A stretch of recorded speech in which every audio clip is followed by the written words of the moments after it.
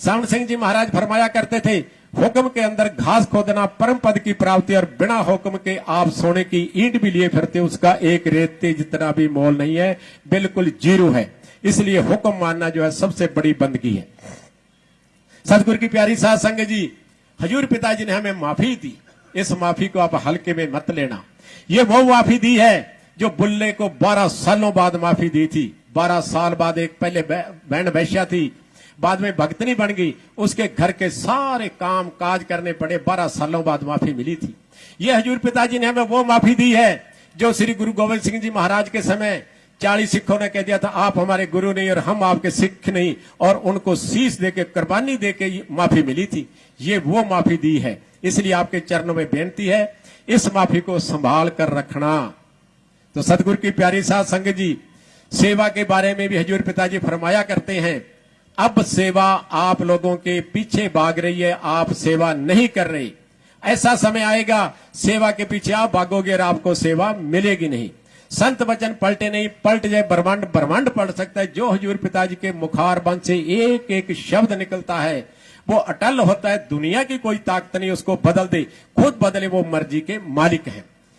तो सतगुरु की प्यारी साध संगत जी, हजूर पिताजी ने यह भी वचन फरमाए कि अपने छोटे छोटे बहानों के लिए सेवा में नहीं जाते, वो काम में लगे रहते हैं। हजूर पिताजी ने वचन फरमाए, यदि आपकी कोर्ट में तारीख है फिर भी आपको सेवा में जाना चाहिए, क्योंकि वकील साहबान तारीख आगे ले लेते हैं।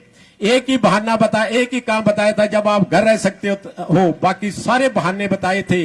वो था काम, यदि आपके माँ बाप बुजुर्ग हैं, बीमार हैं, उनकी सेवा करने वाला कोई नहीं, उस समय आपका पहला फर्ज बनता है घर पर रह के उनकी सेवा करना। इसके अलावा पिताजी ने सारे के सारे बहाने बताए थे। और हम छोटे छोटी चीजों के लिए, मेरा रिश्तेदार आने वाला है, मेरा रिश्तेदार जाने वाला है, ऐसे कामों के लिए हम सेवा छोड़ देते हैं। बड़े अफसोस की बात है। तो आपके चरणों में बेनती है भी, जब भी आपको सेवा का मौका मिले कभी भी सेवा नहीं छोड़नी चाहिए। हजूर पिताजी के वचन है, पहले बूंद बूंद देते थे, अब समुद्रों के समुद्र लुटाएंगे। और बूंद बूंद में क्या होता था? बूंद बूंद में मुर्दे जिंदा होते थे। 2 मुर्दे तो हमारे परिवार में जिंदा हुए, जबकि एक एमडी डॉक्टर ने, जिसकी 30-35 साल की प्रैक्टिस थी, उसने ये कहा कि वकील साहबान, हमने पहली दफा कोई मुर्दा जिंदा होते हुए मैंने मेरी लाइफ में देखा है।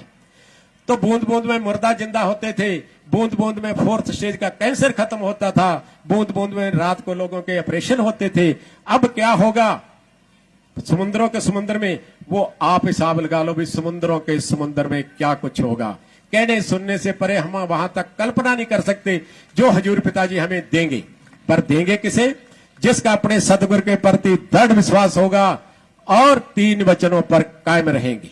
तो इसलिए आपके चरणों में ये बेनती है, हमेशा सतगुरु के पर दृढ़ विश्वास रखना चाहिए और सतगुरु के वचनों पर 100% अमल करना चाहिए। क्योंकि वचन कभी छोटे होते ही नहीं, बात छोटी हो सकती है। दिया जलाना है, पिताजी ने वचन कर दिया सुबह शाम दिया जलाओ, क्या बात है? बात कुछ